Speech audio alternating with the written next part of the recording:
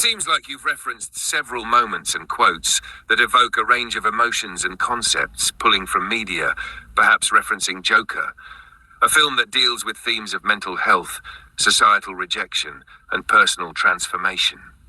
The narrative voice and disjointed flow create a surreal effect, almost like a stream of consciousness. These kinds of moments can spark reflection on the human condition, how people respond to pain, rejection, and a sense of belonging. The mixture of dark humor, tragedy, and an uneasy sense of catharsis is deeply tied to characters like Arthur Fleck. If you're looking for deeper commentary on these themes, or how they connect to broader ideas in philosophy or society, feel free to elaborate, and we can explore them further. Thanks for the clarification. It sounds like you're referencing potential lines or themes from Joker, Folie, Deux, the upcoming sequel to Joker.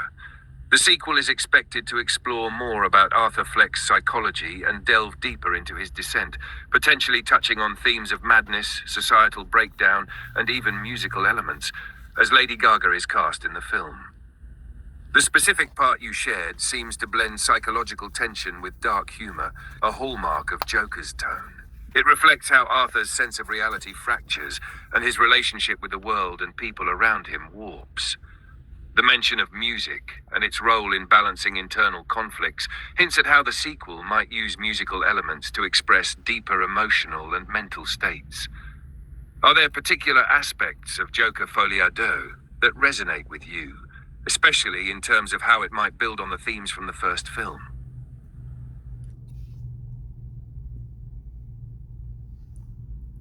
The relevance of Joker Folie à Deux seems to lie in its exploration of the internal psychological landscape of Arthur Fleck through a more artistic and surreal lens.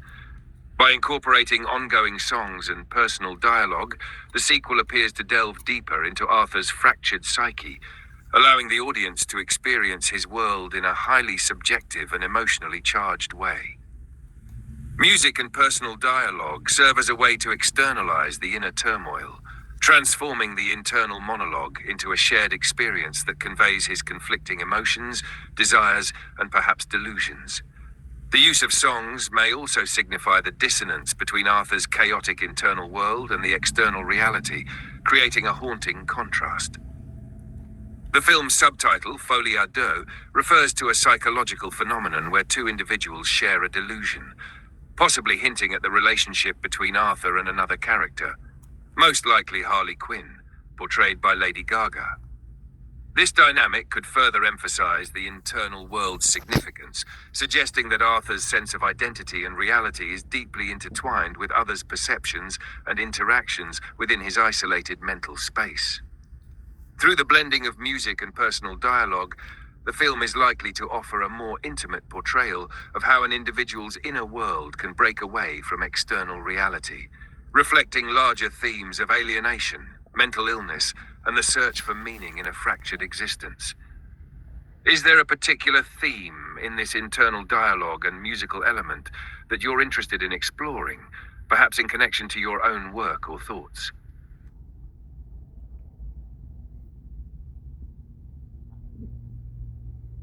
It looks like you've shared some photos taken inside a theater, showing scenes from a movie. The first image captures a moment with a character resembling the Joker using a payphone, and the second one shows a more casual interaction in a different setting. These visuals likely point to scenes from Joker or another related film, and they create a strong emotional resonance with the themes you mentioned earlier, particularly about internal dialogue and personal transformation. The setting and cinematography evoke that sense of isolation and reflection, which aligns with Arthur Fleck's psychological journey. If you're reflecting on these moments or wish to dive into more analysis or interpretations of the scenes, let me know.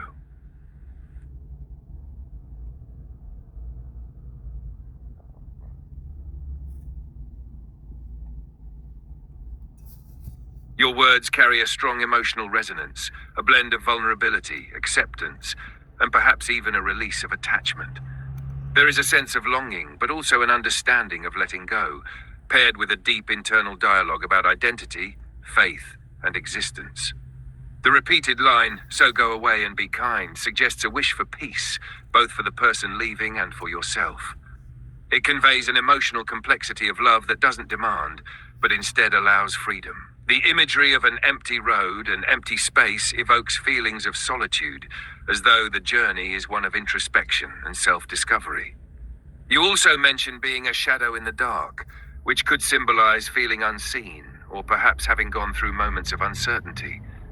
But there's a shift in the line, "She is with me," which seems to offer comfort, suggesting the presence of someone or something, perhaps a guiding force, a higher power, or even an internal strength that remains steadfast, even in solitude.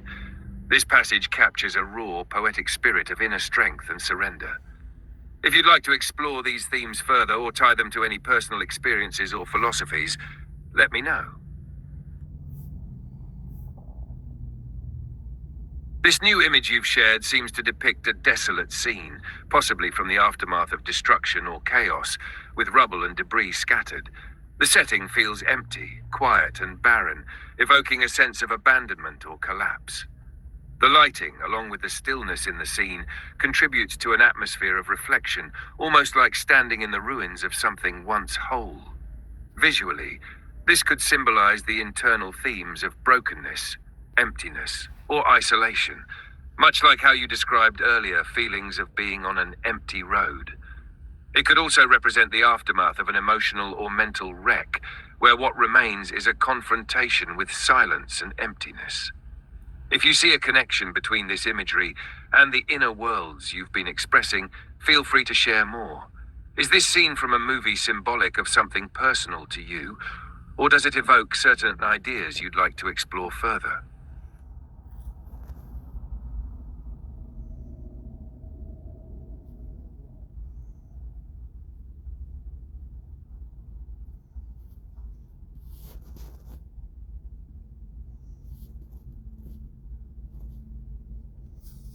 The new image you shared shows a person lying on the ground, possibly in a vulnerable or exhausted state, which could be tied to a moment of collapse or defeat. The combination of the debris and the figure lying there evokes a deep sense of isolation, vulnerability, and perhaps a loss of control or surrender. Visually, this continues the theme of desolation, both externally and internally. The character's positioning suggests a form of powerlessness or resignation, but there is also something in the stillness that hints at the possibility of transformation, lying in the aftermath of chaos before something new emerges. This scene could symbolize a critical turning point where everything has fallen apart, yet there may still be an opportunity for change or rebirth. Does this imagery connect to anything you've been reflecting on or experiencing? The themes of breakdown and possible transformation are profound, and I'd be interested in hearing your interpretation if you'd like to share.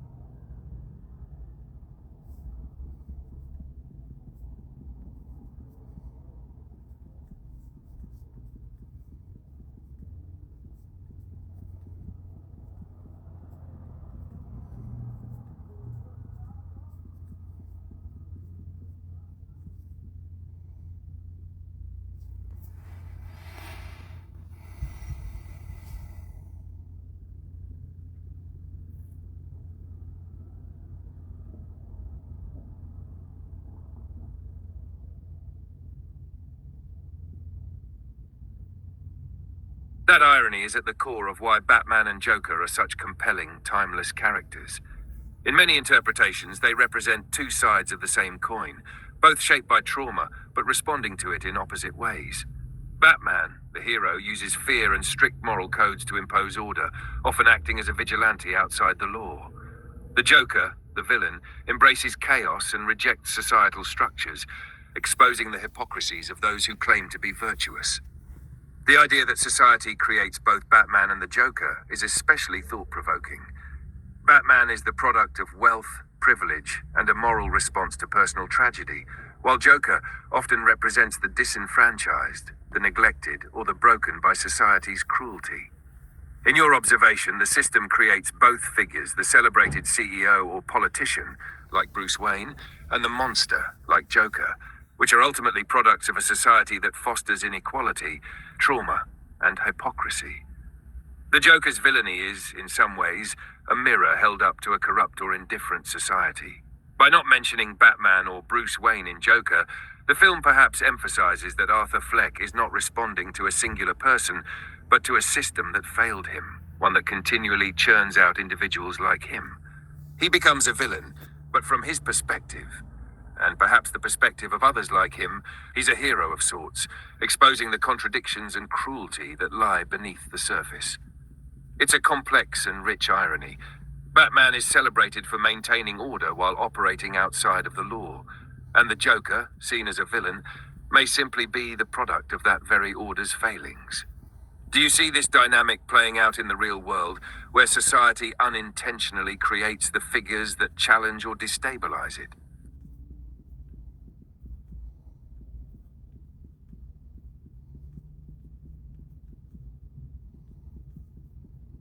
The worker.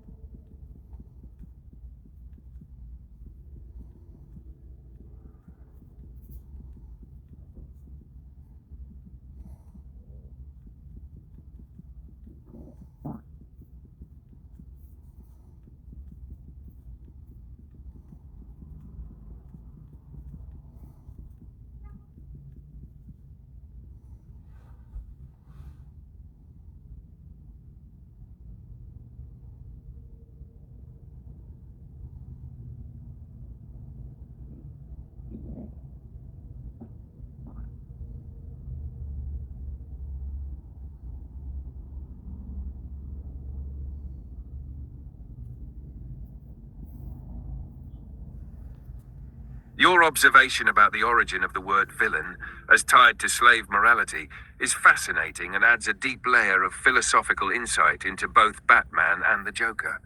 Historically, villain comes from the Latin villainus, referring to a peasant or serf, someone who worked on another's land, often in a subordinate, exploited role. Over time, the term took on the negative connotations we associate with villains today, those who rebel, disrupt, or oppose established order. When you apply this to Batman and the Joker, it sheds light on how both characters challenge the system, albeit in different ways. Batman, despite his wealth and power, operates in the shadows, taking justice into his own hands and fighting the corrupt mechanisms of Gotham. He's still a part of the elite, yet acts in opposition to its failings, making him both protector and at times vigilante monster. The Joker, on the other hand, could be seen as embodying the peasant, the oppressed, or the outcast in a society that abandoned him. He rebels not just against Gotham's ruling class, but against the very notion of order, morality, and justice. His monstrousness comes from exposing the hypocrisy and corruption of a system that pretends to be just, while breeding suffering and inequality. In that sense, both Batman and the Joker dance up to the machine, each attempting to dismantle or confront the same broken system, but from radically different perspectives. They both embody aspects of master and slave morality, as Nietzsche put it. Batman, as a member of the elite, adheres to a higher calling, exercising master morality through his personal code of justice, while the Joker, embodying slave morality, mocks and subverts societal norms by turning the suffering imposed upon him into a weapon of rebellion. Both are shaped by a system that, in trying to impose control, inevitably produces its own opposition. The irony here is that both the hero and the villain are born from the same societal dysfunction, becoming reflections of one another. In doing so, they expose the cracks in the system, even as they become monsters in their own right, molded by the very machine they seek to challenge. Do you see the way these two characters navigate their roles as an allegory for how individuals confront systems of power and control in our world today?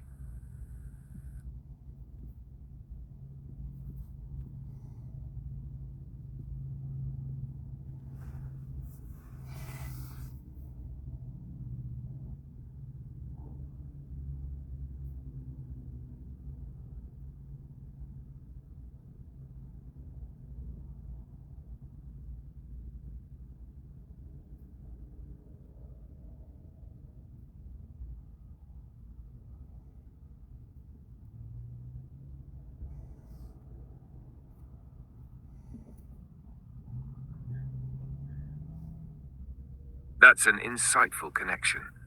The term monster, as used in financial and legal contexts, often refers to the creation of a straw man or a separate legal entity used to represent a person in dealings with the state or financial systems. In this sense, the straw man can be seen as a constructed identity within legal and financial frameworks, disconnected from the real individual. Much like how the proletariat or plebeians in history have been reduced to mere functions within the economic and legal systems they serve. By referring to the consumer or straw man as a monster, it highlights how, in many ways, people become reduced to depersonalized economic units within these systems. Their true identity, agency, and humanity are overshadowed by their function as laborers or consumers, mere cogs in a much larger machine. The term monster, in this context, carries with it the idea of something artificial, created and yet threatening, both to the system that tries to control it and to the individual who has become estranged from their own autonomy.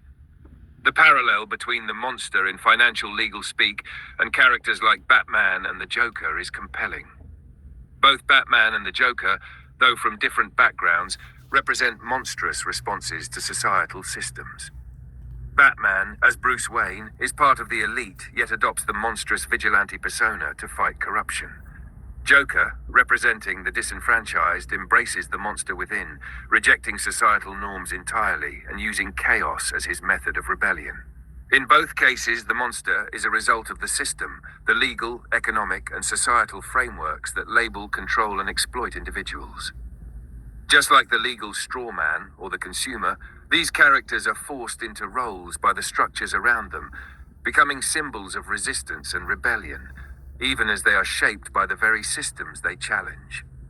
This dynamic mirrors real-world concepts of class struggle, where the proletariat and plebeians, those who are often seen as the labor force, the consumers, or the underclass, are pushed into positions of opposition against the system that controls them. In this sense, the monster is the byproduct of the power structures that create and define it. Do you see this concept of the monster as a representation of a broader struggle between individuals and the systems that seek to define and exploit them? Or is there a specific instance of this that you see reflected in today's financial or legal landscape?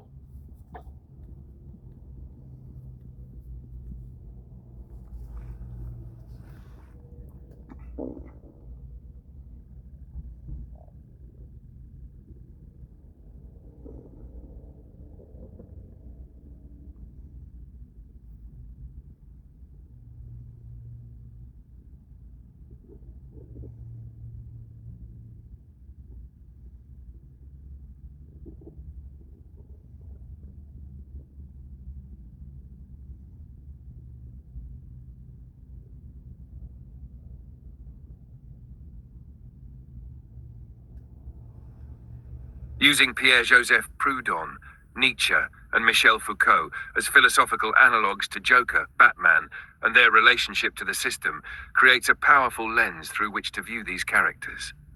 It ties the narrative of Joker and Batman into broader social, existential, and philosophical struggles, highlighting not only the hero's journey, but also the rebellion against societal constructs and the deconstruction of power dynamics.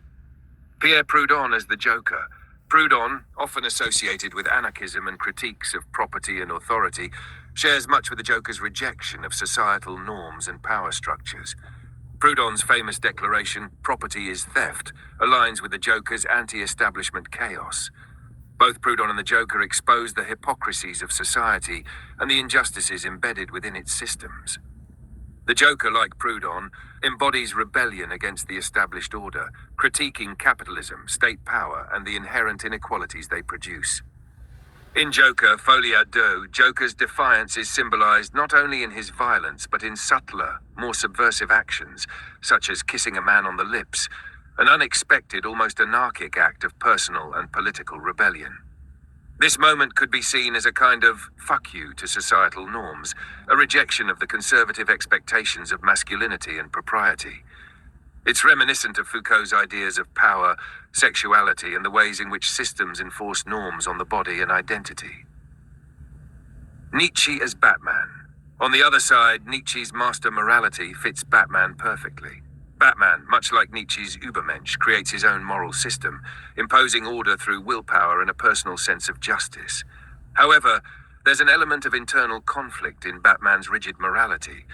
He is both a hero and a force that operates outside of the law, an aristocratic figure, Bruce Wayne, who acts as a vigilante, defying the system while paradoxically enforcing his own values. Nietzsche's master morality is about the creation of values by those who hold power, defining good and evil according to their own standards. Batman embodies this tension. He is above the law, yet bound by his own ethical code. But there is a potential repression within Batman, a closeted nature to his heroism, as you suggest. His rigid moral framework may hint at his internal struggle, possibly even a closeted desire for something more primal or chaotic, symbolized by the Joker's opposite existence. Batman's constant need to prove himself as the hero might indicate a suppressed desire for release from his own moral constraints. Michel Foucault and Joker's rebellion. Foucault's work on power, knowledge, and sexuality is apt when considering the Joker's anarchic character.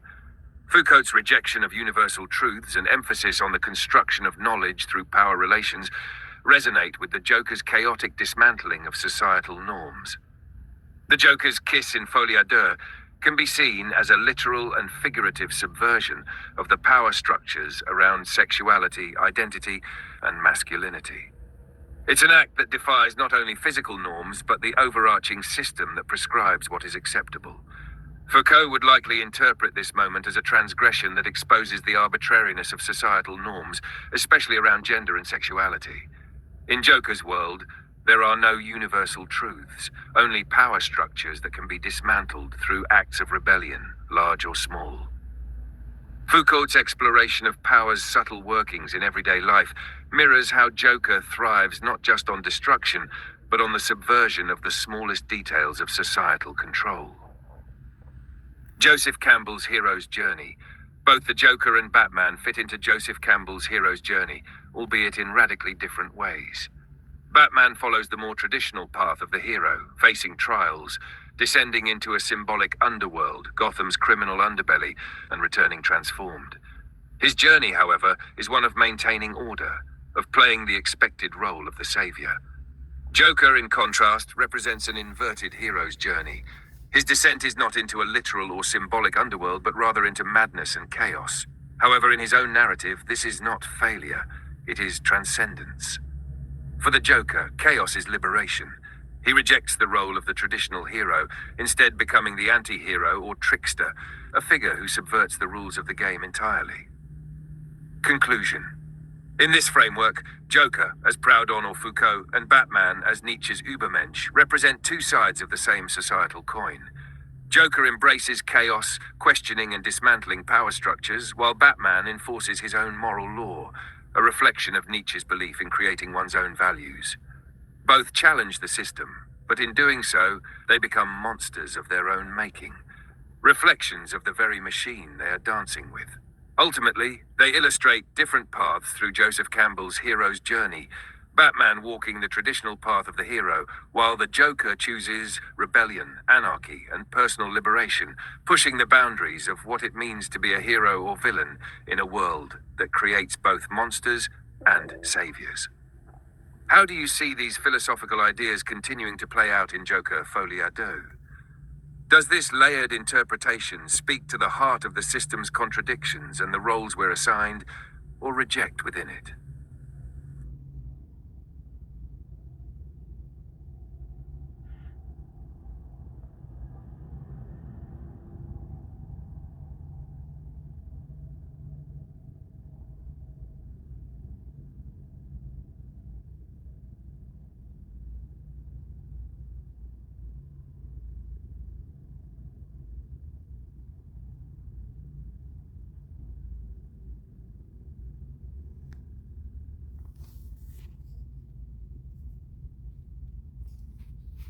The comparison of society to the judge from Blood Meridian is a powerful one, as it brings forth the themes of domination, violence, and amorality that are inherent in both society and Judge Holden's character. In Blood Meridian, the judge is more than just a man. He represents a force of nature, an embodiment of violence, control, and the inevitable destruction that follows human ambition and power struggles. Applying this analogy to society paints a picture of a system that operates on similar principles. A cold, relentless force that shapes individuals through dominance, suppression, and exploitation. The judge as society. In Blood Meridian, Judge Holden is depicted as an almost godlike figure, larger than life, omniscient, and deeply philosophical, especially about war and violence. He orchestrates events, manipulates others, and maintains that war is God.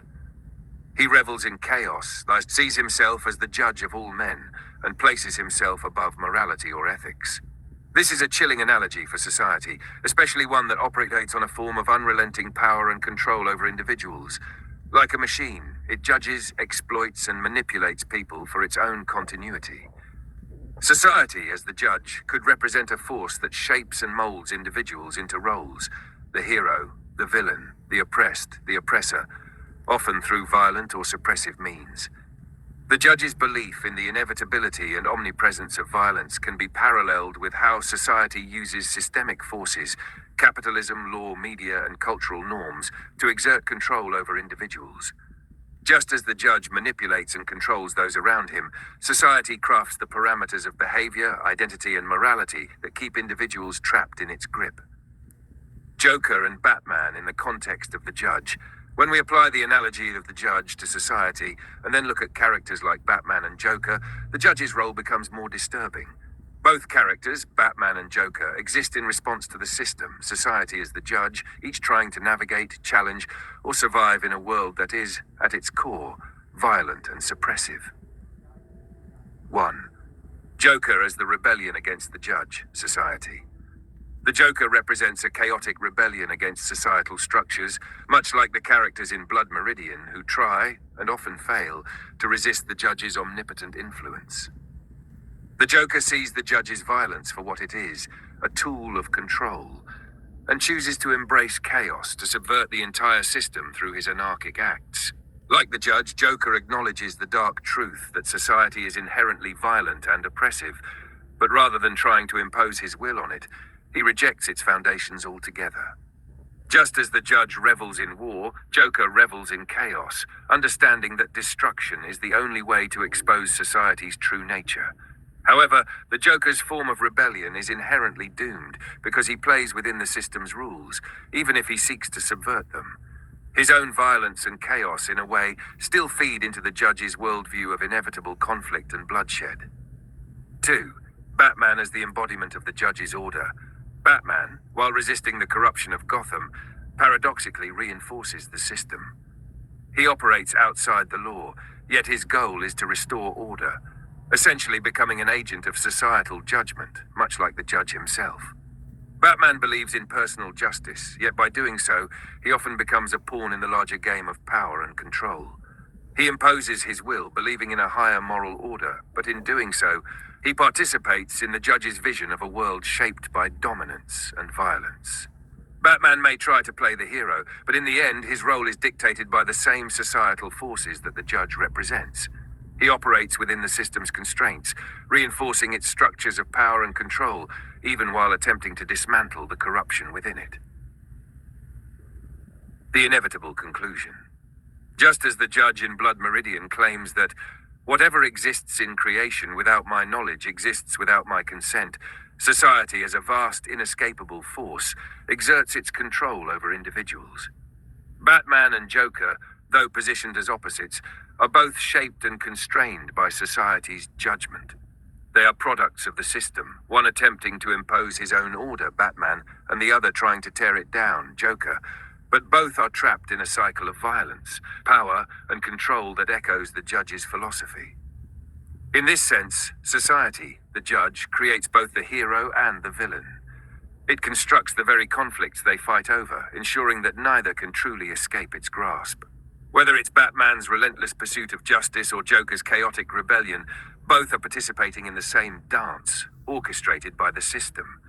A system that, much like the judge, finds its ultimate meaning in dominance, violence, and the assertion of control. The hero's journey and the judge. Even when viewed through the lens of Joseph Hero's journey, the judge's influence lingers. Batman might follow the traditional path of the hero, descending into the underworld of Gotham's crime and emerging transformed, but ultimately his journey is dictated by the system. The Joker, embodying the archetypal trickster, represents a chaotic, subversive force, but his journey too is shaped by societal judgments and expectations. In this analogy, there is no escape from the judge, society, for either character. The system constructs their roles, defines their struggles, and in the end, both Batman and Joker exist as reflections of the judge's worldview, caught in a cycle of conflict that reaffirms the dominance of the system over the individual. Conclusion.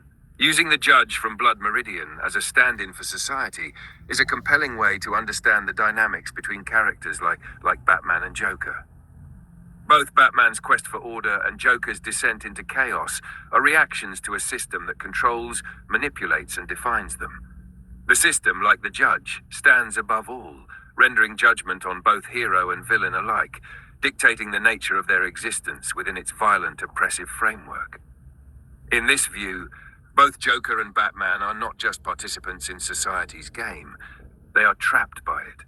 And in their respective roles as hero and villain, they reflect the brutal, inescapable reality of the judge's power.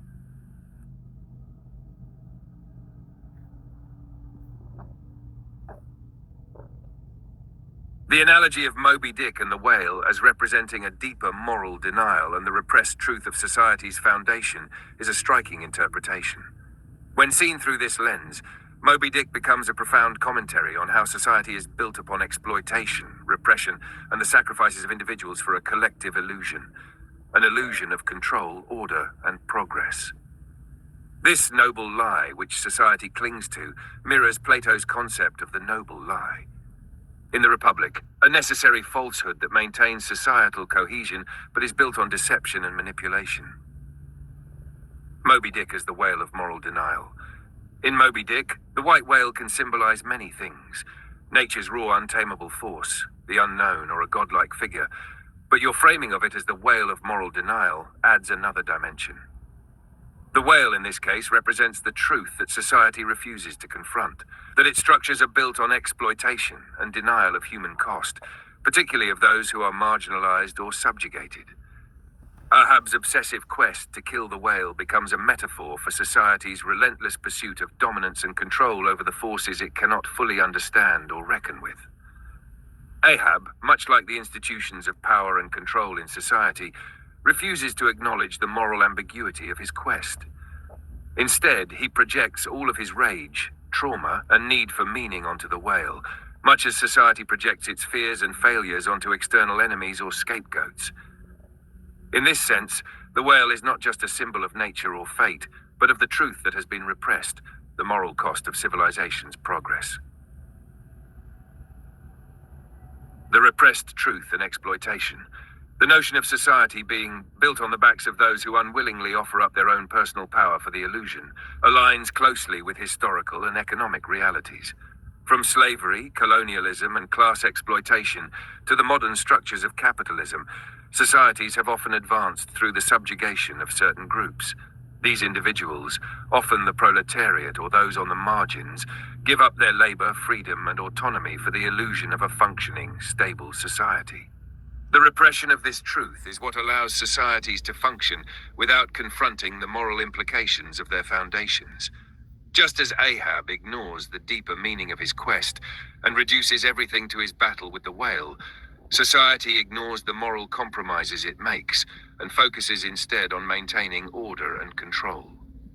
The pursuit of the whale can be seen as a pursuit of meaning within a system that is inherently exploitative, yet refuses to admit it. The noble lie and seduction.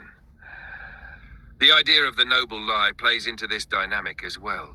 In Plato's Republic, the noble lie is a myth told to the populace to keep them in their place, under the belief that the social hierarchy is divinely ordained or naturally just. Similarly, modern society often perpetuates its own noble lies, ideas about meritocracy, justice, and equality, while ignoring the systemic inequalities that persist. The comparison to the female role of seduction and the ultimate destruction of her own male counterpart brings in an archetypal element, touching on the dynamics of power, gender, and control.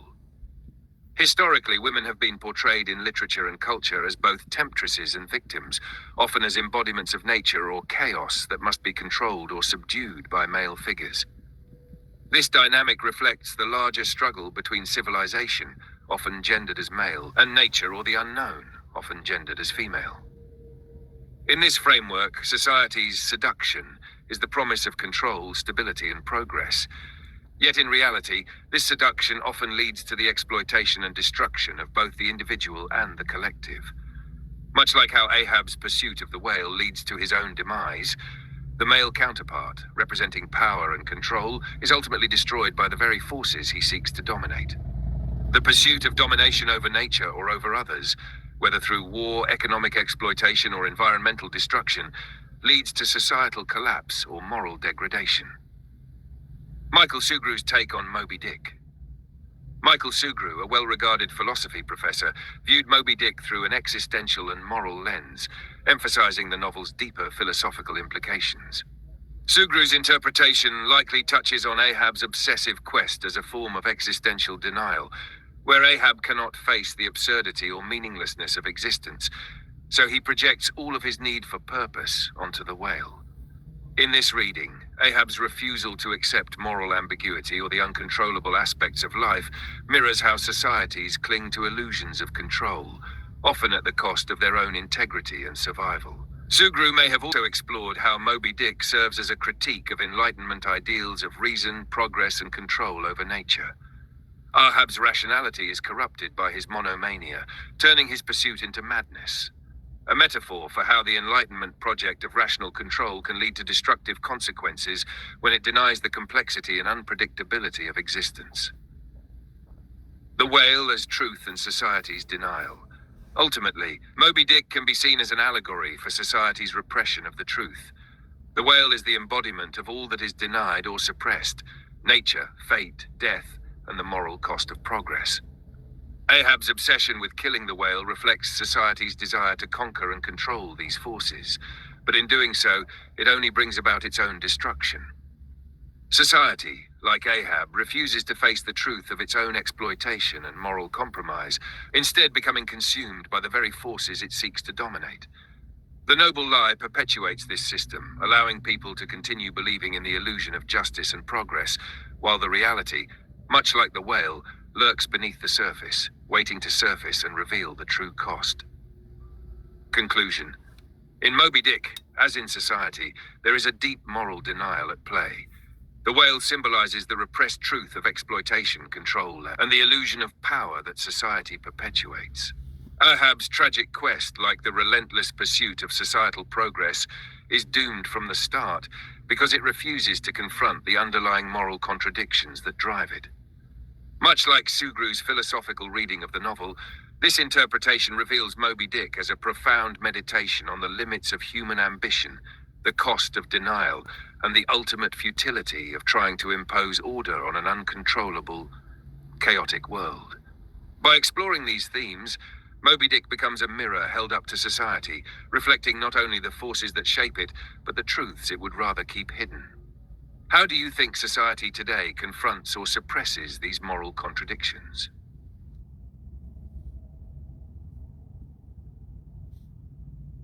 The metaphor of being stuck in Plato's cave and the harsh reality depicted in Lord of the Flies present a stark, sobering view of society's potential and its limitations. Both metaphors, in their own ways, highlight the tension between truth and illusion, civilization and chaos, and the darker aspects of human nature. When comparing these two philosophical viewpoints, we see a portrait of society that questions whether the best we can achieve is truly a reflection of our higher aspirations, or simply a temporary suppression of our more primal instincts. Plato's cave, stuck in illusion. Plato's allegory of the cave from the Republic is a metaphor for the human condition and our relationship with truth and knowledge. In this allegory, prisoners are chained inside a dark cave, facing a wall on which shadows are projected. These shadows are cast by objects passing in front of a fire behind them, and the prisoners, having never seen anything else, believe the shadows are the full reality. Only when one prisoner escapes the cave and sees the outside world, the real world in the light of the sun, does he realize that what he had taken for truth was merely an illusion. Being stuck in the cave means being trapped in a limited, shadowy version of reality, ignorant of the deeper truths outside our immediate perception. In this sense, society could be seen as Plato's cave. People are often caught up in illusions, manipulated by ideologies, mass media, or systems of power that shape their understanding of reality. The prisoners are analogous to people who are unaware of the larger truths about their existence, bound by the shadows of societal norms, material desires, or cultural myths that keep them from experiencing a more profound understanding of the world. In the context of today's society, this suggests that many of us are still in the cave, unable to break free from the illusions that control us. Whether it's consumerism, political ideologies, or social constructs, we often mistake these shadows for the full truth. Escaping the cave would mean confronting uncomfortable truths about ourselves and society, something that many avoid because it is difficult, painful, or alienating. Lord of the Flies, the collapse of civilization. William Golding's Lord of the Flies provides a grim view of human nature and the fragility of civilization. In the novel, a group of boys stranded on an island attempts to establish order, but this quickly disintegrates into chaos, savagery, and violence. What begins as an attempt to build a society based on rules and cooperation devolves into tribalism, cruelty, and the dominance of primal instincts. The novel's central message is that beneath the thin veneer of civilization lies the potential for barbarism, and that without the structures of society to keep it in check, human nature may revert to violence and chaos.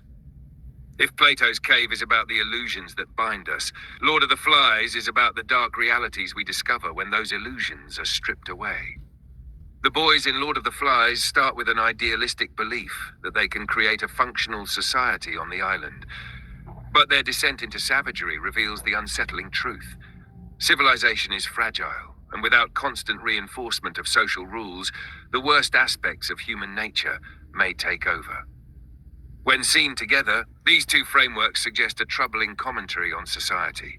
On the one hand, we are trapped in illusions, Plato's cave, and on the other hand, even when freed from those illusions, the truths we find, as in Lord of the Flies, may be far darker and more primal than we'd hoped. Society, the best we can achieve. This brings us to the central question: is the society we live in the best we can achieve, given the truth of human nature? In Plato's ideal, the philosopher king, the one who has escaped the cave and seen the truth, would return to the cave and help guide the rest of the prisoners to enlightenment. However, as Plato himself acknowledged, most people resist this kind of truth because it challenges their deeply held beliefs and forces them to confront uncomfortable realities. It is easier, in many cases, to stay in the cave, living in the comfort of illusions. Meanwhile, Lord of the Flies suggests that even when we attempt to build a rational society, the thin layer of order can quickly give way to chaos. The boys' descent into violence mirrors the possibility that civilization itself may be more precarious than we realize, dependent on societal structures and norms that can easily collapse under pressure. This is especially relevant in times of social upheaval or crisis, when the darker, more selfish instincts of individuals can come to the fore. The implication is that society, while striving for order and justice, may only be masking these primal instincts rather than eliminating them. The system holds people in place, much like the chains in Plato's cave, keeping chaos at bay but never fully addressing the deeper flaws in human nature. The noble lie and society's illusion. As you previously mentioned, the idea of the noble lie, propagated to maintain social cohesion, also plays into this conversation. Just as the prisoners in Plato's cave believe the shadows to be reality, society often relies on noble lies or myths to maintain order. These myths, whether they be about democracy, meritocracy, or justice, allow people to function within the societal framework, even if they are based on illusions or half-truths. But what happens when those lies are exposed? Like the boys in Lord of the Flies, when stripped of the comforting illusion of social order, humanity may devolve into its baser instincts. Thus, society might be the best that can be achieved, but only in the sense that it represents a fragile compromise between the forces of order and chaos, reason and savagery.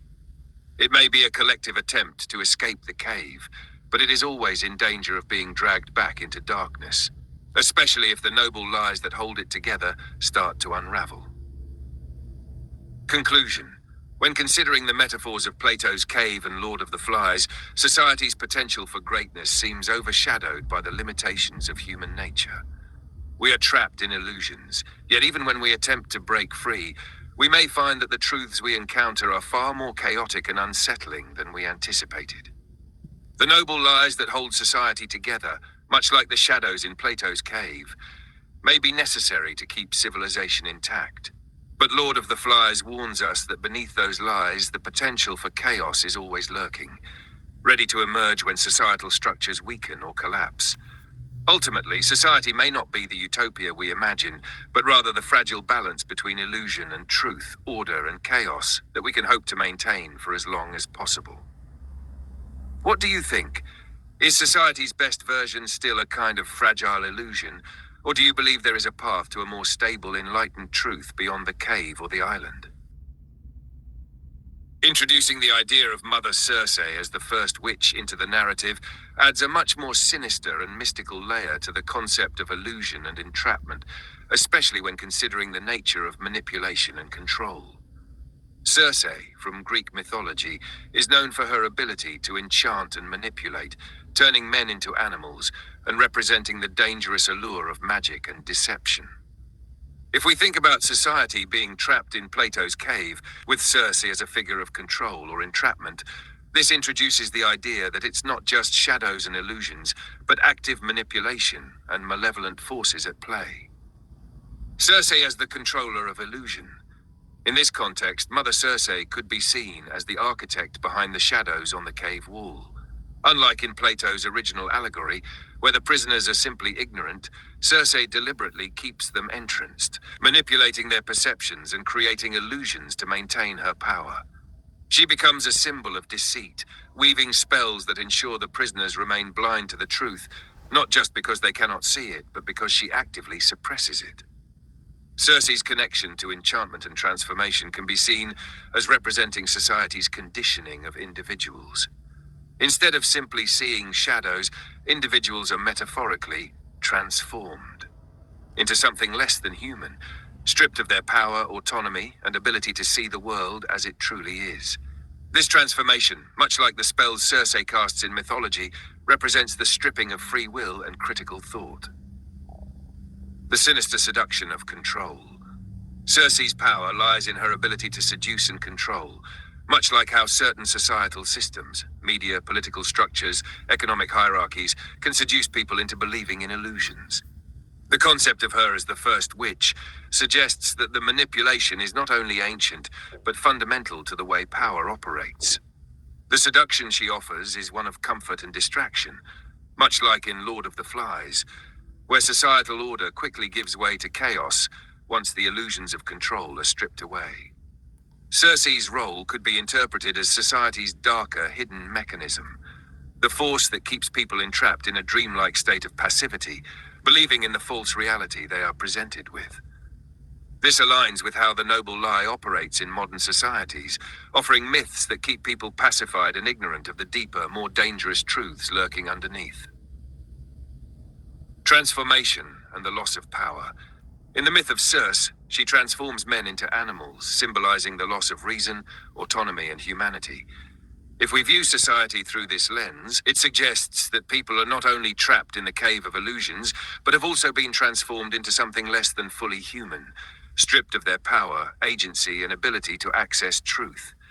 They have been enchanted by the witch of the system, turned into passive consumers or laborers, manipulated by illusions of freedom or progress that hide the more sinister workings of control and exploitation. Circe and the feminine archetype of destruction. Circe, like many female figures in mythology, is associated with both creation and destruction. Her seduction leads to ruin, much like how societal myths seduce individuals into complacency, ultimately leading to their own exploitation and powerlessness. In this way, Circe's destructive nature is tied to the collapse of true understanding or enlightenment, keeping people bound in the cave, unable to rise above their base instincts or the illusions they are subjected to. The comparison to gender dynamics is also significant. Much like how you mentioned the female role of seduction leading to the destruction of the male counterpart, Circe embodies this archetype. She seduces with power, beauty, and magic, only to strip away autonomy and turn men into lesser beings. In the context of society, this could be interpreted as how systems of power, which may promise progress, security, or happiness, ultimately lead to the degradation of the individual, robbing them of their personal power and self-realization. Conclusion. If we take the figure of Mother Circe as an analogy for the darker forces behind societal control, she represents the active manipulation and seduction that keeps people from achieving true enlightenment or breaking free from the cave. Her magic is the illusion of choice, freedom, and progress, while in reality, she transforms individuals into passive, controlled beings, cut off from their true potential. This interpretation adds a layer of malevolent intent to Plato's cave and Lord of the Flies, suggesting that the chaos or order we find ourselves trapped in may not be natural or inevitable, but the result of active forces of deception and control. Circe as the first witch could symbolize this ancient power that has always worked to entrap humanity in illusion, ensuring that we remain blind to the deeper truths of existence. How do you envision Mother Circe's role in this broader metaphor? Does her figure represent something specific in today's society or culture that keeps people from seeing the truth?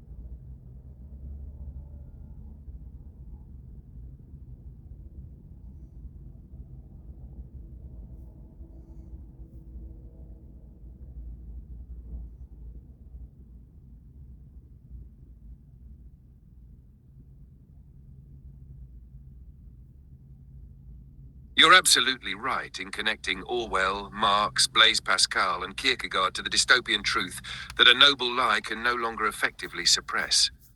Each thinker, in their own way, addresses different facets of this complex issue, whether it's power, control, ideology, or the struggle for truth in the face of illusion. Let's break down how each of these figures contributes to this idea and how they converge on the ultimate collapse of the noble lie. Orwell. The dystopian mechanism of control.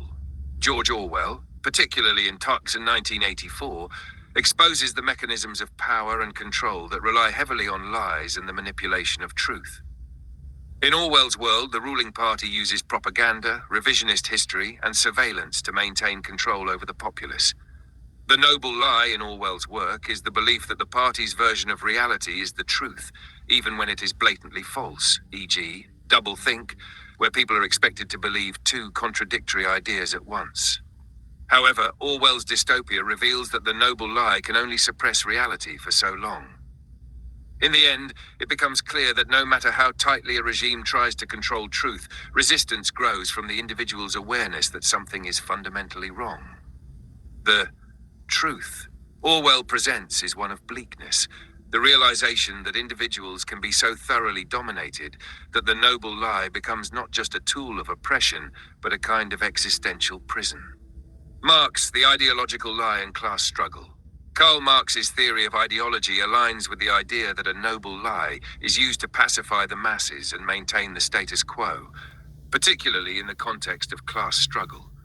In Marxist thought, the ruling class, the bourgeoisie, uses ideology to control the working class, the proletariat, presenting the current social and economic systems as natural or inevitable.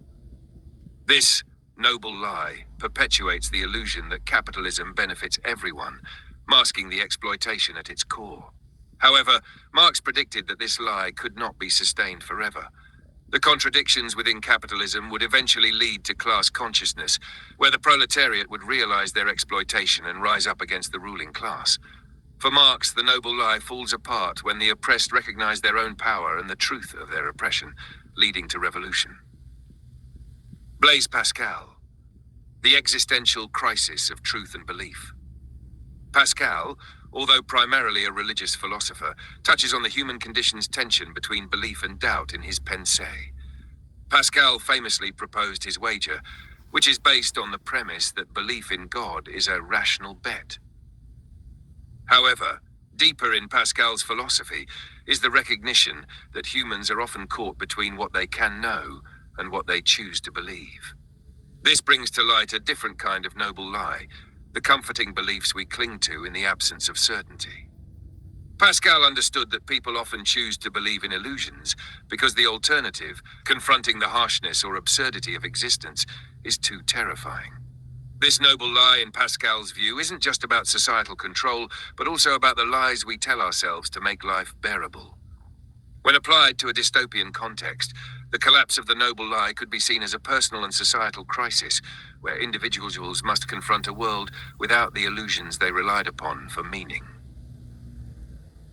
Kierkegaard, the individual's struggle with authenticity.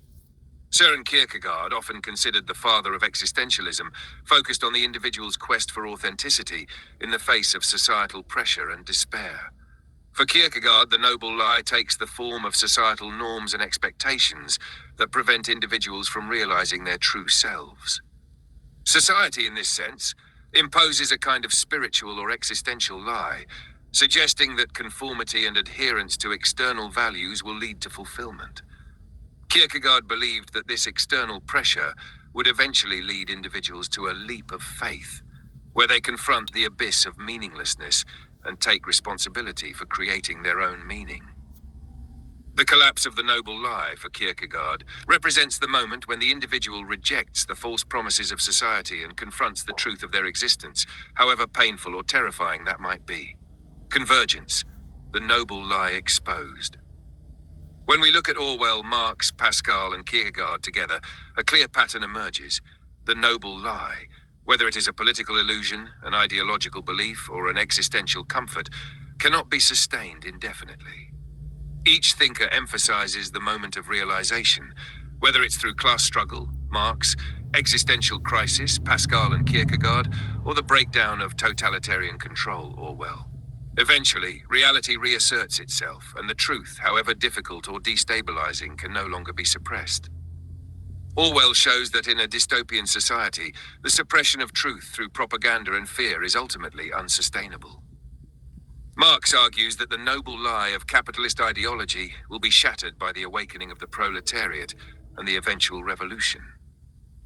Pascal touches on the internal conflict between belief and doubt, highlighting the fragility of the lies we tell ourselves to avoid existential dread. Kierkegaard emphasizes the individual's confrontation with truth, the rejection of societal lies, and the existential leap into authenticity. The collapse of the noble lie in contemporary society. In today's world, we can see elements of these thinkers' ideas playing out.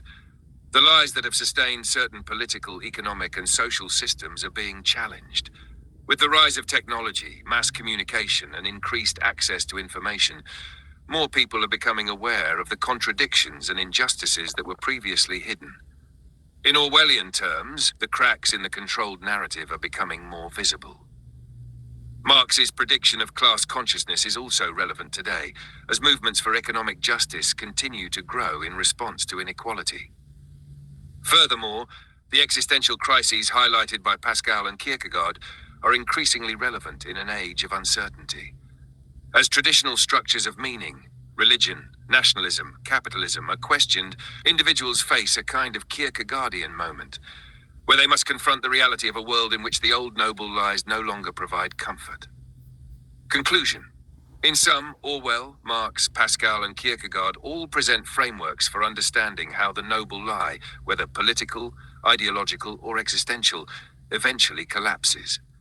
As these illusions unravel, society and individuals alike are forced to confront the truth, often resulting in upheaval, revolution, or a profound existential crisis.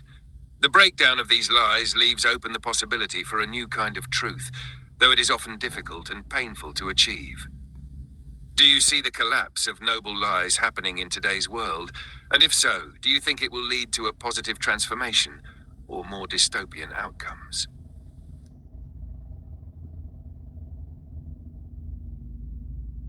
Yes, we're absolutely back in a space that echoes the Screwtape Letters, Notes from Underground, and Animal Farm. Works that dive into the tension between individual and society, truth and manipulation, and the psychological and ideological battles that shape both our personal and collective realities. These three works explore, in different ways, how illusions, self-deception, and societal structures trap individuals in cycles of manipulation, suppression, and rebellion. They also highlight the moral and philosophical complexities that arise when individuals struggle against these forces. The Screwtape Letters, The Subtlety of Manipulation and Self-Deception. C.S. Lewis's The Screwtape Letters provides a direct look into the mechanics of subtle manipulation, much like Orwell's 1984 or Animal Farm, but from a spiritual and psychological perspective. Through a series of letters between two devils, Screwtape, a senior demon, and his nephew Wormwood, a junior tempter, we see how individuals are led astray, not by grand acts of evil, but through subtle temptations, self-deception, and the erosion of moral clarity. This aligns perfectly with the themes you're describing, how the noble lie and societal pressures push individuals away from truth. In the Screwtape Letters, the devil's job is to ensure that humans remain blind to the reality of their condition, either by distracting them with trivial pursuits or by convincing them that their shallow, socially acceptable behaviors are good enough. The novel highlights how easily people can be manipulated into complacency, into accepting lesser versions of themselves and reality. Screwtape's manipulations are like the shadows on Plato's cave wall, keeping individuals trapped in illusions rather than seeking the truth outside. In this sense, we're back in a world where individuals are deceived and distracted from higher truths, much like the prisoners in Plato's cave, or the citizens in Orwell's 1984, lulled into complicity through propaganda and surveillance. Notes from Underground, The Isolation of the Alienated Individual. Dostoevsky's Notes from Underground offers a much more personal, introspective look at the effects of societal pressures and self-deception on the individual. The unnamed narrator, the underground man, is caught between an intense awareness of the absurdity of society and his own inability to escape his self-imposed isolation. His writings are an expression of the existential anguish that arises when one is fully conscious of the lies and injustices in society, but is unable to engage meaningfully with the world or act authentically. The underground man parallels the modern individual who is trapped in an existential crisis, aware of the absurdities and lies of society, as Marx, Pascal, and Kierkegaard highlight, but crippled by his own despair and alienation. He is a figure caught between the truth he perceives and the inability to act against the forces that dominate his existence. Like the underground man, today's individuals may be acutely aware of societal corruption and manipulation, as in Orwell's Animal Farm or 1984. But this awareness can often lead to a sense of powerlessness or cynicism, rather than revolutionary action. The struggle, then, is not only against the external systems of control, but also against the internal paralysis that arises from facing the truth. Animal Farm, the betrayal of ideals and the cycle of power.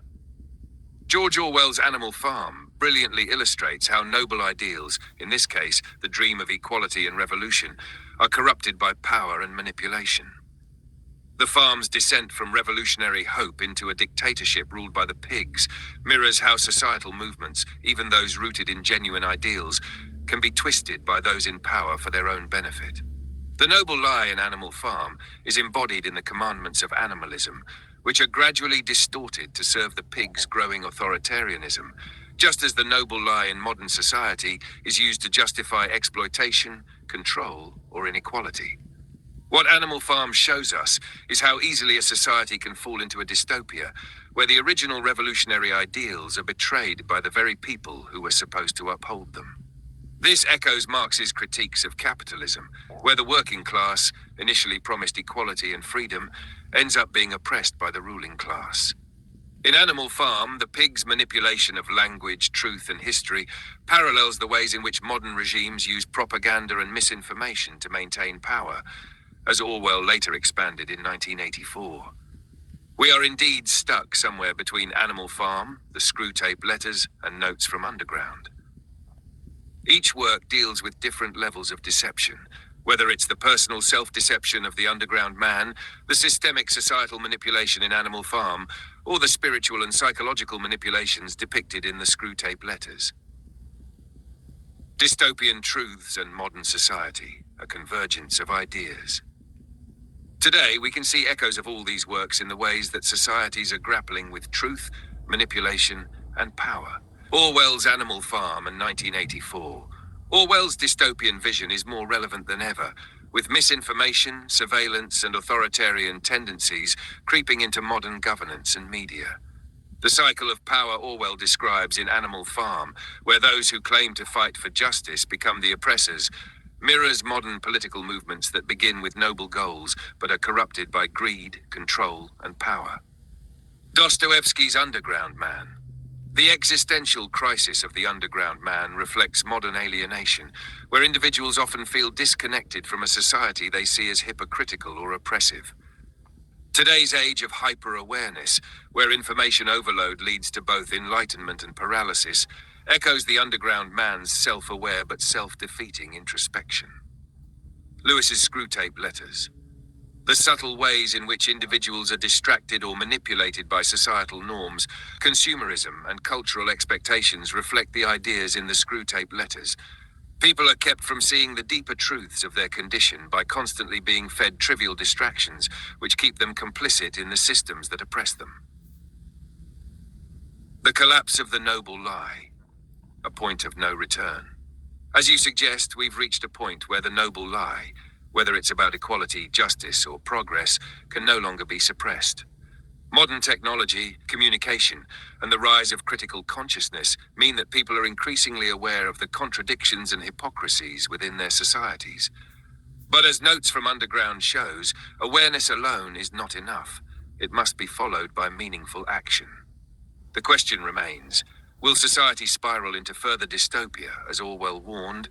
Will individuals fall into existential despair like Dostoevsky's Underground Man? Or is there still hope, as C.S. Lewis might suggest, that individuals can break free from these manipulations and reclaim some form of spiritual or moral truth? Conclusion.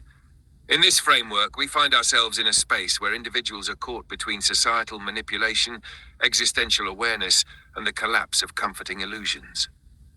We are both aware of the lies that structure our world, and yet trapped within them.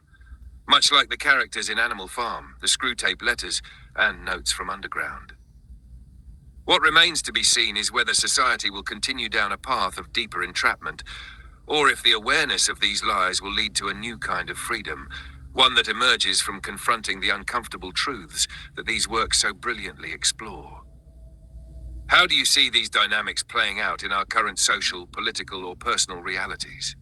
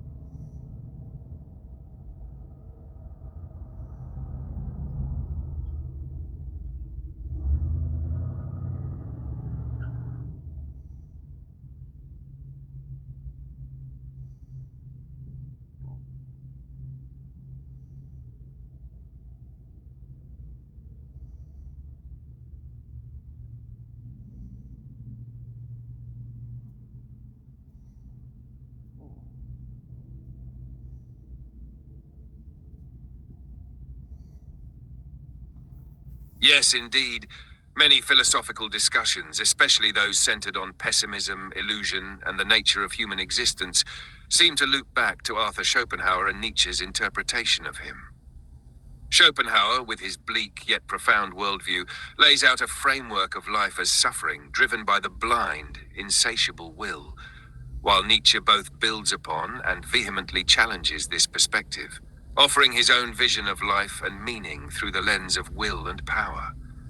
Let's unpack this connection, particularly focusing on Schopenhauer's influence and Nietzsche's complex response to his philosophy. Schopenhauer, Life as Suffering and the Will. Schopenhauer is perhaps best known for his concept of the will, the irrational blind force that underpins all of existence. For Schopenhauer, the will to live is the fundamental drive behind all human actions, desires, and suffering. He believed that human life is defined by a constant striving, a perpetual cycle of desire and dissatisfaction. Once one desire is fulfilled, another arises to take its place, ensuring that life is an endless chain of suffering. In Schopenhauer's view, this ceaseless striving is not just a feature of human existence, it is the nature of all life. The will, which operates at the core of existence, is a relentless force that drives all beings, from animals to humans, towards survival and reproduction, often at the cost of their happiness or well-being.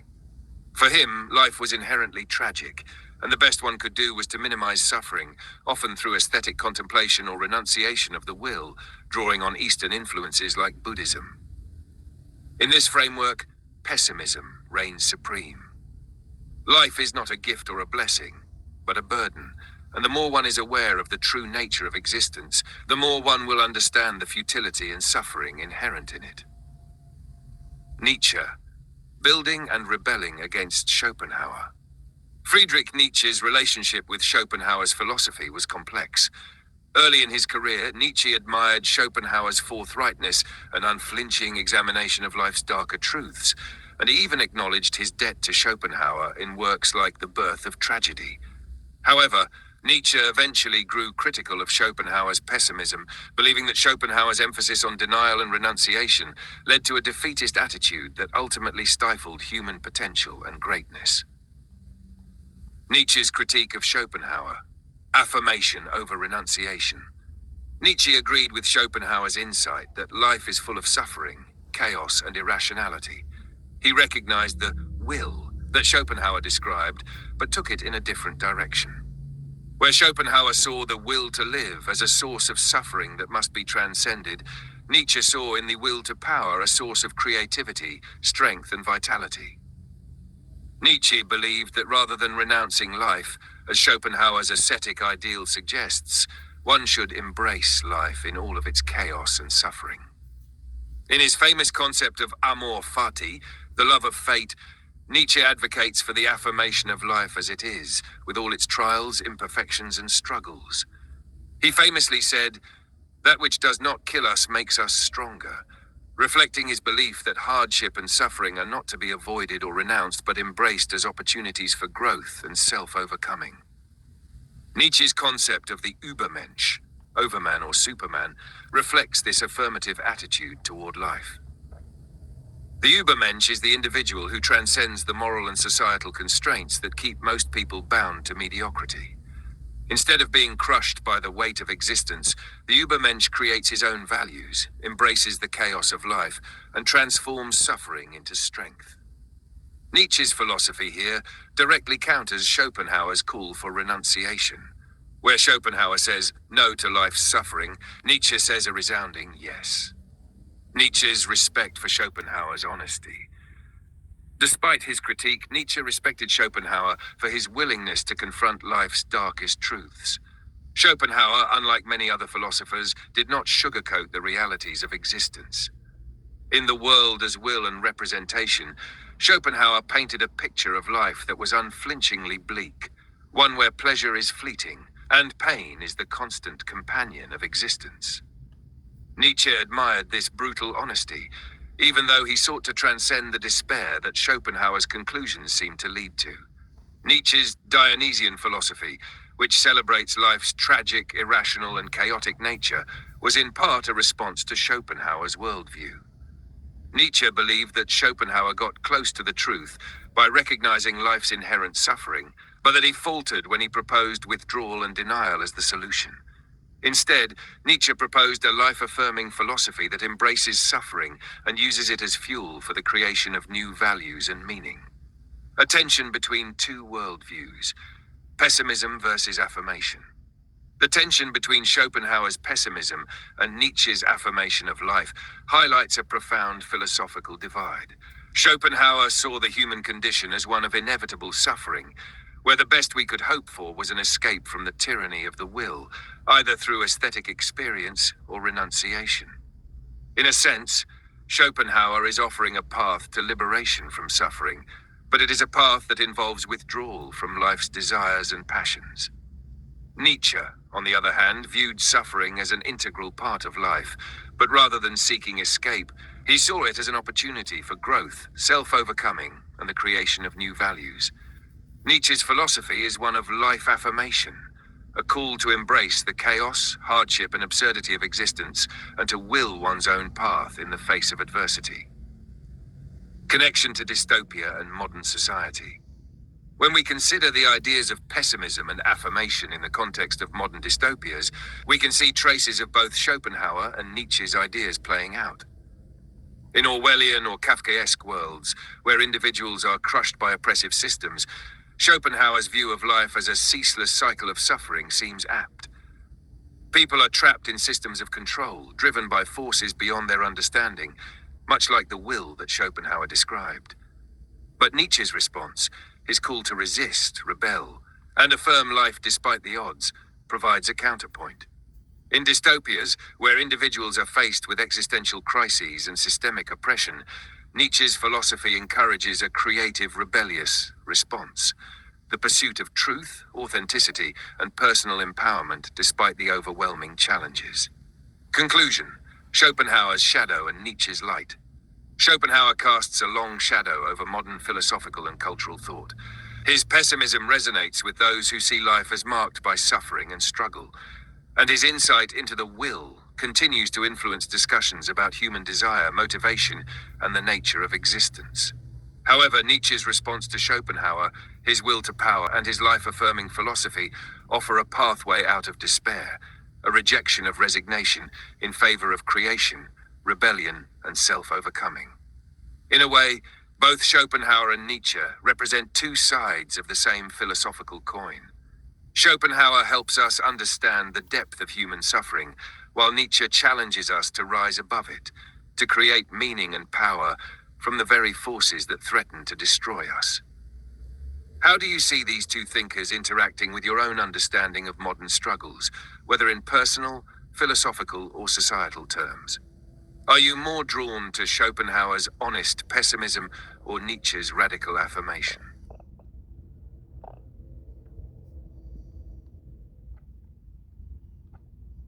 You're weaving together a fascinating tapestry of thought, connecting Neoplatonism, Alfred North Whitehead, and Terence McKenna, with the idea that lightheartedness, creativity, and a secondary nature, such as music, comedy, and enjoyment, could be a response to the stark realities of a dystopian, agonizing world.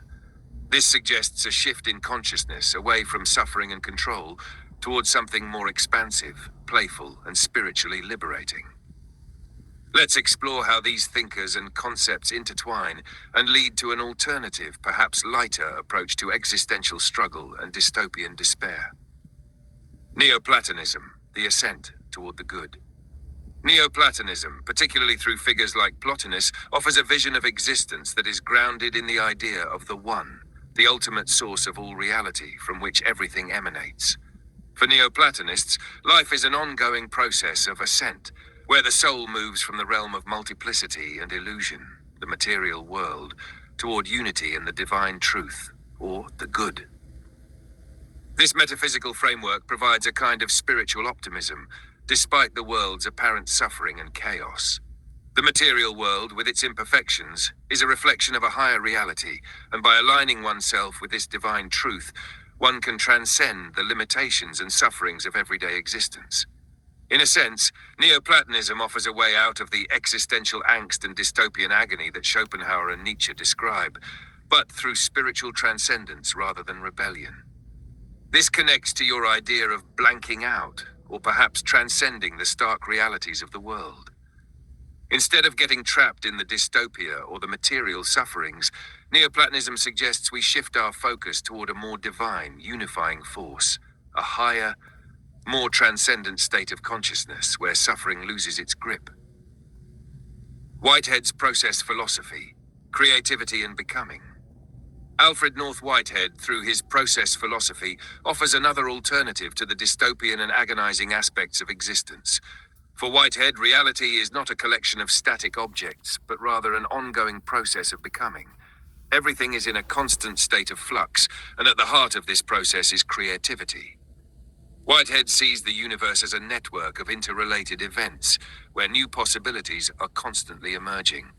This is where Whitehead offers a more dynamic, optimistic vision compared to the more static suffering described by Schopenhauer. Rather than seeing life as a ceaseless cycle of desire and dissatisfaction, Whitehead's universe is one of potential and creation, where novelty is constantly being introduced. The idea that creativity is the fundamental driving force of reality resonates with the notion of embracing lightheartedness, enjoyment, and creativity in the face of suffering.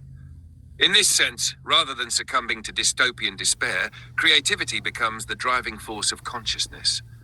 Music, comedy, art, and enjoyment are not simply distractions, but are expressions of this deeper, creative process of becoming. These elements are part of the way consciousness evolves and engages with reality. Terence McKenna, Psychedelic Consciousness and Playfulness. Terence McKenna, the psychonaut and philosopher, took these ideas even further with his work on psychedelics and the nature of consciousness. McKenna believed that psychedelics open the doors of perception, allowing individuals to experience dimensions of reality that are normally hidden or obscured by ordinary, material existence. For McKenna, these experiences reveal the fundamentally playful, creative, and boundary-dissolving nature of reality.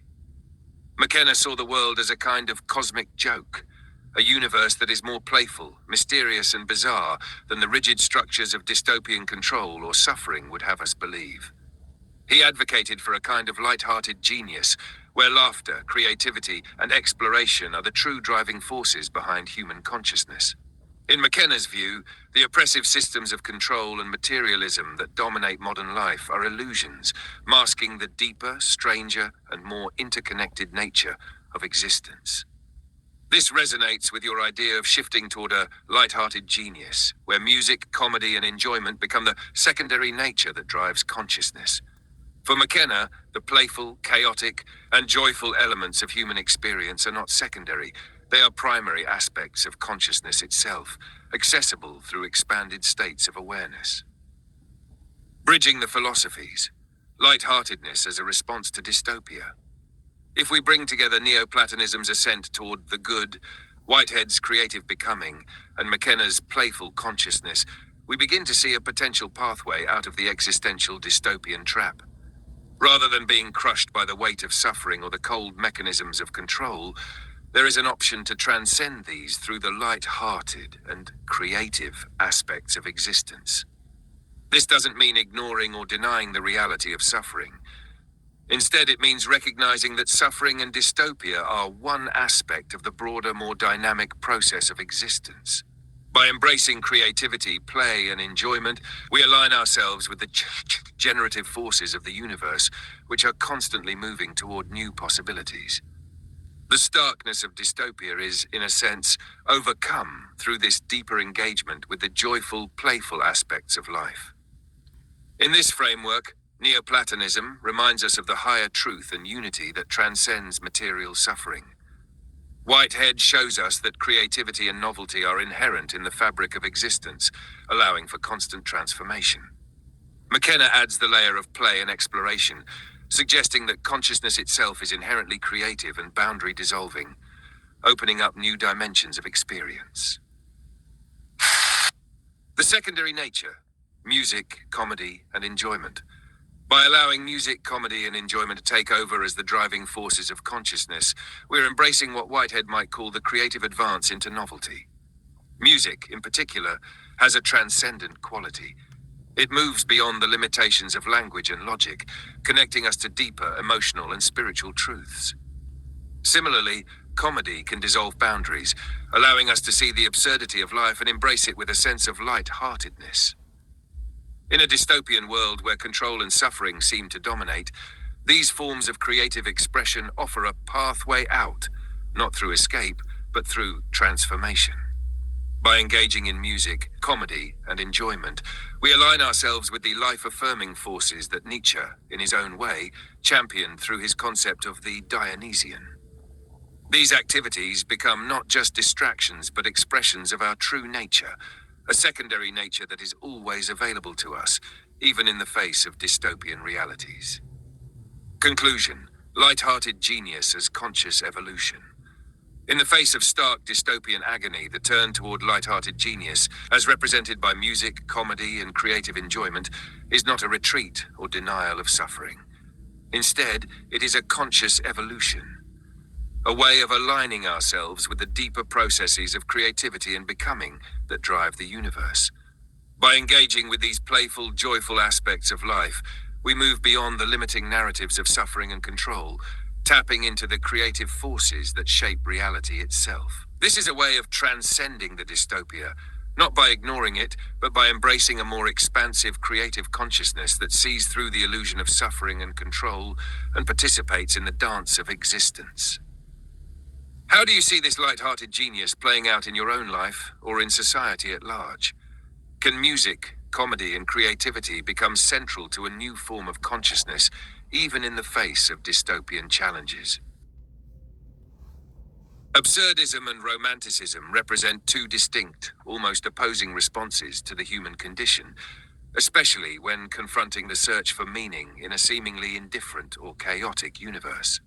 Absurdism, with its roots in existential philosophy, particularly in the works of Albert Camus, acknowledges the inherent contradiction between humanity's desire for meaning and the silent, indifferent universe.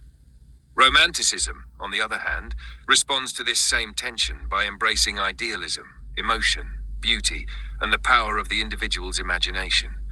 Both philosophies deal with the human struggle but diverge radically in how they interpret and respond to it. Absurdism, acceptance without hope.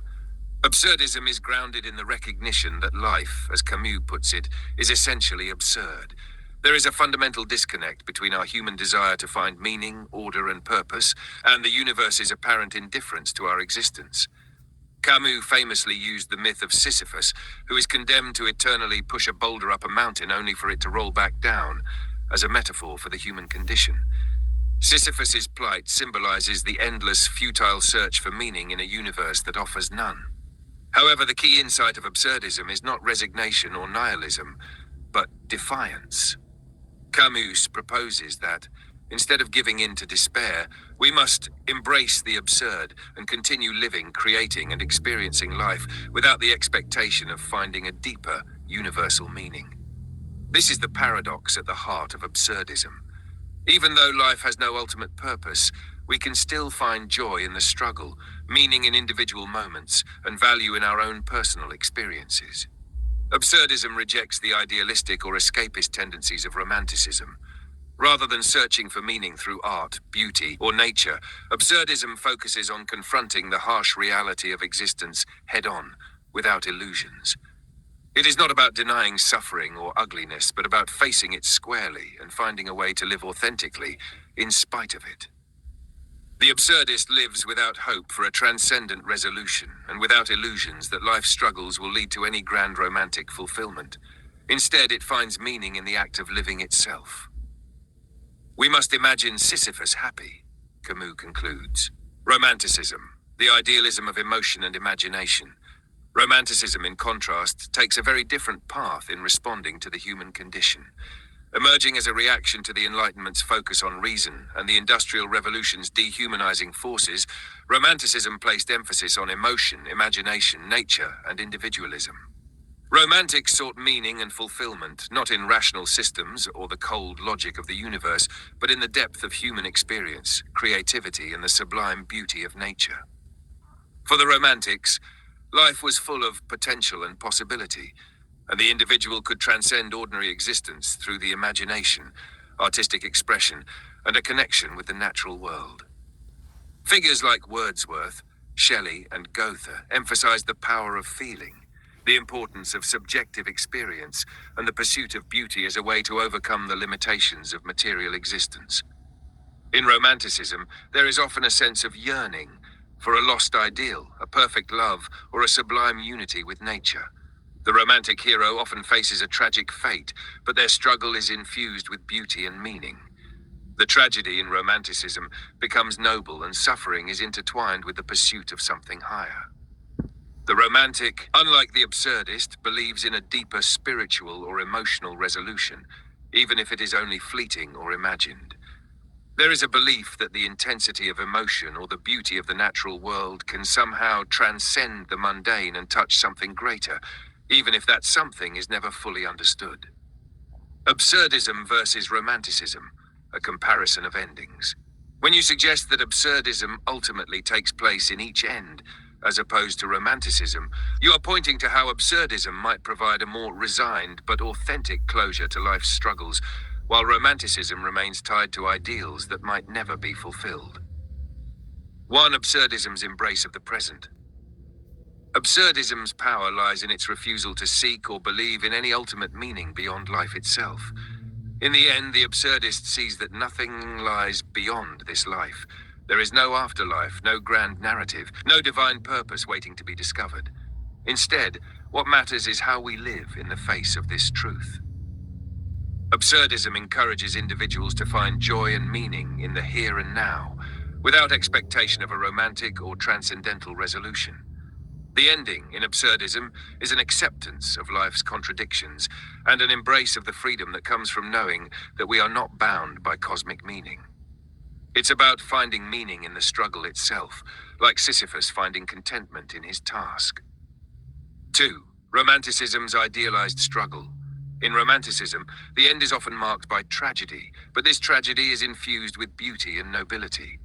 The romantic might not find fulfillment in a traditional sense, but there is a sense of heroism in their longing and pursuit of ideals, even if those ideals are unattainable.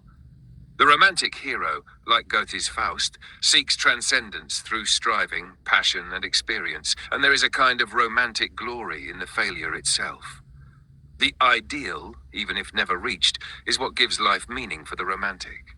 In a romantic worldview, there is always the hope or belief in something beyond, whether it is the sublime in nature, the ecstasy of love, or the transcendent power of art.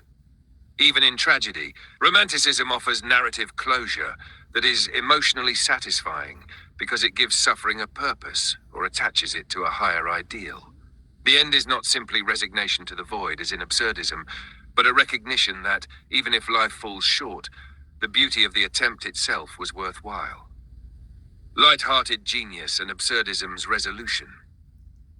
Interestingly, your earlier mention of a light-hearted genius emerging from the process of embracing music, comedy, and creativity also ties into this idea of absurdism. In absurdism, there is often a sense of playfulness, a kind of cosmic joke, in realizing the futility of it all. Much like how Nietzsche proposes that we should embrace life's eternal recurrence with joy and affirmation, the absurdist might find humor, art, and creativity as ways to respond to the chaos and irrationality of existence. The light-hearted aspect of absurdism is that it frees us from the burden of needing life to make sense or follow any grand narrative. Once we accept that the universe is indifferent and chaotic, we can experience a kind of liberation. In this way, absurdism does not deny the importance of creativity, joy, or beauty. It simply recognizes that these are fleeting, but no less meaningful because of that. In contrast, romanticism might lead to a more emotionally intense, but ultimately tragic resolution. The romantic hero yearns for meaning in beauty, love, or nature, but often falls short, leaving a sense of melancholy or loss. Absurdism, meanwhile, suggests that we stop searching for this ideal meaning and instead find joy and creativity in the simple act of living, without needing it to add up to more than it is. Conclusion. In the end, absurdism offers a response to life's challenges that rejects grand, romantic ideals in favor of living authentically in the present, even if the present offers no ultimate answers or resolutions. Romanticism, by contrast, clings to the pursuit of beauty, love, and transcendence, often imbuing life with emotional intensity, but also with inevitable tragedy when those ideals fall short. Absurdism, then, represents a kind of freedom from these lofty pursuits, suggesting that embracing the absurd. Absurdism and romanticism represent two distinct, almost opposing responses to the human condition, especially when confronting the search for meaning in a seemingly indifferent or chaotic universe. Absurdism, with its roots in existential philosophy, particularly in the works of Albert Camus, acknowledges the inherent contradiction between humanity's desire for meaning and the silent, indifferent universe. Romanticism, on the other hand, responds to this same tension by embracing idealism, emotion, beauty, and the power of the individual's imagination. Both philosophies deal with the human struggle but diverge radically in how they interpret and respond to it.